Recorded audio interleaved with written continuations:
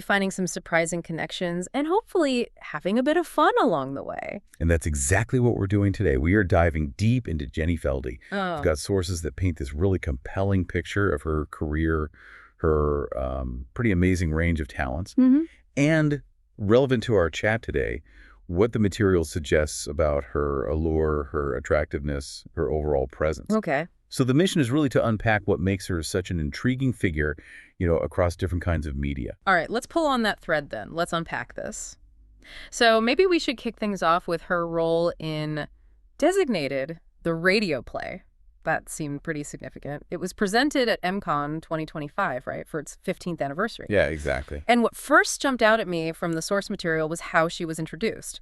Bit unusual, actually. The writer, Mark, referred to her as this gentleman named Jenny playing the main lead. Huh. Interesting phrasing. Yeah. And it also quickly mentioned she's a host on the It Came From the Radio show. So right away, you get this sense of deep involvement in the audio world. Absolutely. And that leads straight into her character in the play, Natasha. She's the main lead. And the script describes her pretty vividly. Oh, yeah. How so? It says, wide, mid-20s, physically fit, rushing for work, and definitely a bit of a hot mess. Uh-huh. Okay. Relatable. Totally. The script paints this picture of her, like, pulling up her pants with one hand, pulling down her top with the other, stuff just falling out of her bag. Wow. All through voice acting. Exactly. For a radio play, creating that kind of immediate, strong visual through just performance, that takes skill. It really sets up Natasha as energetic, maybe a little chaotic. And what I found really insightful was hearing from Jenny herself about playing Natasha. This was during that MCon panel. Oh, right, yeah. She actually said she related to Natasha's ungrounded and spacey side. She even admitted she's the type who might, gun it through a yellow light or, cause little mishaps from rushing, dropping things herself. That kind of honesty, sharing that vulnerability, it just makes the character feel so much more real, doesn't it? It really does. It grounds the performance, makes it authentic. Yeah. Especially crucial when it's all voice. Totally. And that connection, that sort of deep understanding of the character, probably links to her vocal versatility. The writer, Mark, specifically mentioned choosing one of, get this, 4 different types of pitches Jen provided. Wow. Yeah. Not just changing tone, but like entirely different vocal qualities or registers. It shows she can really sculpt her voice. Right? Her IMDb profile pops up. As Elyse Feldy. Right, Elyse Feldy. And it immediately tells you she's not just an actress. She's credited for makeup work and as a producer, too. Yeah, she shows real hands-on involvement in the whole process. Definitely. And looking just at her acting credits, the range is, well, it's kind of wild. You've got things like Faces of the Dead from 2020. Sounds intense. Horror, maybe? Probably. Then there's Moonrocks, slated for 2026, maybe sci-fi, and The Airwaves, plus the radio play we mentioned. Okay. But it's the types of characters, like Tremette, that's a very specific, often campy genre role, then a straightforward reporter Nancy, then the more serious Detective Mendez, and even Sister Rosa. That's incredibly diverse. It shows she's not afraid to jump into totally different worlds. Exactly. Different genres, different emotional requirements, real adaptability. And like you said, she's doing stuff behind the camera, too. The makeup work. Where was that? Necromance and Intention. Yeah, those were listed.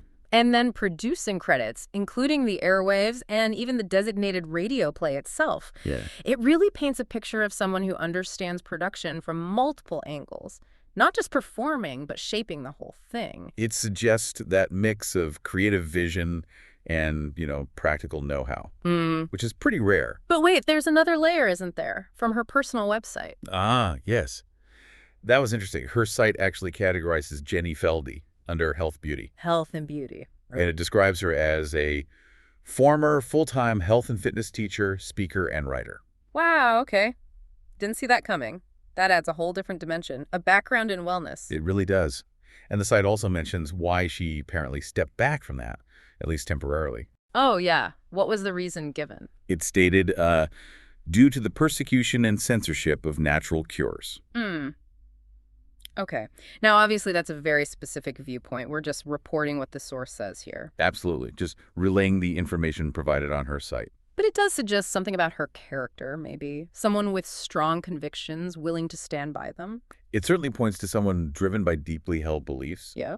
And willing to make career choices based on them. It adds this kind of intriguing edge. So bringing it all together, which she's doing now, her website says she hosts an old school radio show. Right. Presumably it came from the radio. And produces and stars in movies, commercials, ads, does stand-up comedy, short films. I mean, it's a lot. It really is. It's this dynamic mix of creative work. She's clearly not someone who fits neatly into one box. Constantly exploring, constantly creating. Okay, so let's pivot a bit.